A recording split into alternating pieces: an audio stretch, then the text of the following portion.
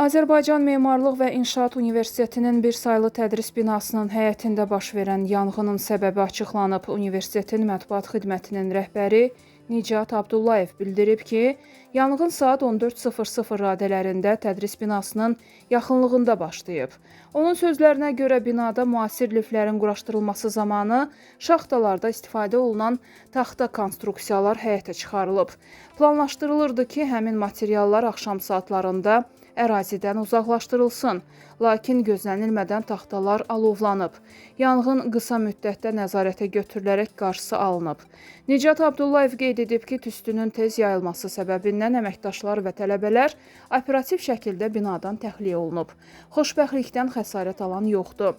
Ehtiyat tədbiri kimi əraziyə tibbi briqadalar da cəlb olunub. Yanğın tam söndürülüb.